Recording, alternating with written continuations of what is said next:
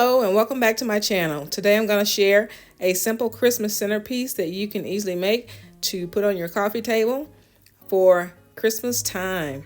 So today I'm going to be using some stems from Hobby Lobby. Those are just 2 flocked stems that came from Hobby Lobby. And then I have some stems that I also got from Joann's, and I think it's also known as Joann Fabric. They had some beautiful flock stems. Those have a little cute pine cones on them. I have a couple of those I'm going to use. And in addition to those, I'm going to use these huge stems that I purchased from Hobby Lobby. These are so beautiful and quite big. They have some Christmas berries and gold, some ornaments on them, some flocked pine cones. Just beautiful. So those are the 2 of those I'm going to use as well. In addition to that, I have just some Christmas picks that I've had for years. I'm going to use a few of those in the centerpiece as well. And we're going to build this centerpiece basically using some ornaments, and then we're going to build it all out on this same tray that you see here. And we're going to also use some final touches by way of the reindeer and a small ornamental Christmas tree. So let's get ready to start making this arrangement. So first, we're going to take our tray. And again, this is just a simple serving tray. I think I got it from Hobby Lobby maybe about 2 or 3 years ago. And we're going to first take our 2 stems that we got from Hobby Lobby. These are the flattest ones. And with these, you're going to kind of build a basic base.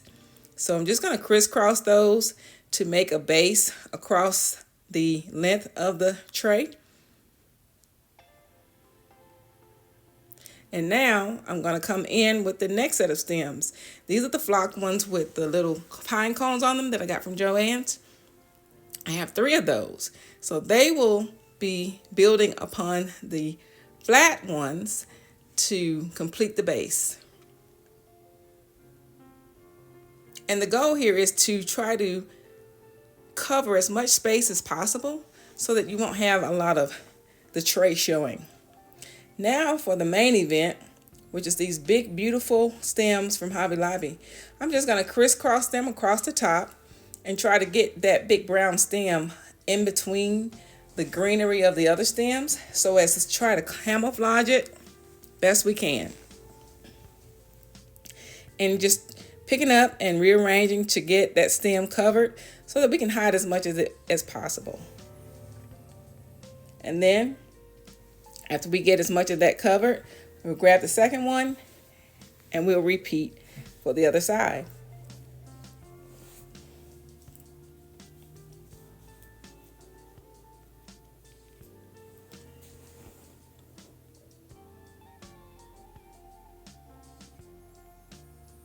So at this point, the stems are pretty much in place. And as you notice, we're not even using anything to hold this together. There's no wire involved. There's no glue, nothing involved. We're just laying it flat on this tray. And the spot that I'm going to be using it, there's not a lot of traffic. I don't have any small kids, so it should be okay. So now I'm going to just place this deer, move the stems around so that I can make sure this deer has enough flat space to stand on its own. And lastly, I'm going to now place the Christmas tree. Now the Christmas tree is going in the back or on the other side, because I guess there's no front or back, because it'll have it'll be able to be seen on all sides. And so just make sure that you can move this other greenery around so that your tree and your deer or whatever you use has a flat space to sit so that it doesn't topple over. So now I'm going in with my Christmas picks. I've had these for quite some time and they've been recycled in many different ways. So just keep in mind, a lot of this stuff I actually had around the house already. The tray is 3 years old. The picks are probably just as old. and the only new items are the stems. And so each year you can just kind of add on to your Christmas decoration collection to create new things. So here I'm putting those picks in the back, but soon after I put those back there, I realized I had a huge gap where a lot of the tray was showing.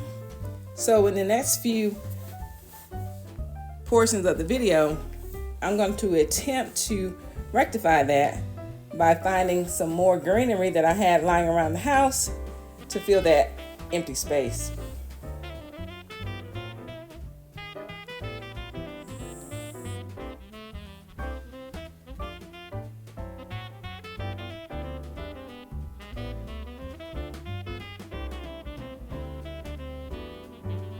So after these picks are all inserted, I'm going to quickly show you a frame of the empty space that I was telling you about as soon as we put these ornaments in place. So the ornaments that I have, it's just about 3 or 4 of them.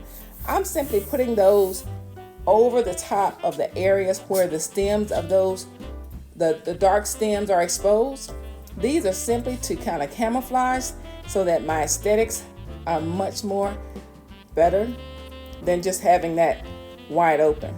Plus, because these ornaments are the colors in my theme this year, they add a lot of flair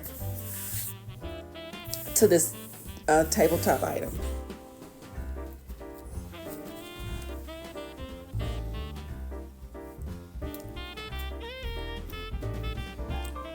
So now I think this is where I realized, ooh, I have a lot of space in the back. So I'm going to try to position the arrangement and show you where that hole is. So here's the hole, and clearly I had to remove those Christmas picks, and I found these in the garage in my Christmas tub, and they were perfect. They were short enough, and they actually were a little flocked, and these are old, and I was so glad and happy to find those, and they were perfect to fill that open space in the back.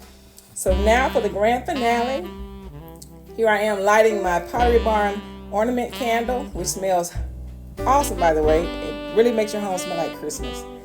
And I also had 2 Pottery Barn flameless candles that I inserted into the centerpiece, and I'll show you that in just a minute when the camera pans there. And I just put one of those on each side, and you can see them flickering in just a minute.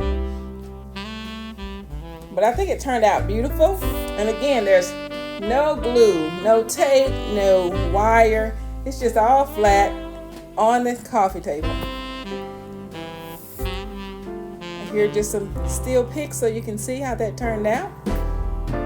An overhead view.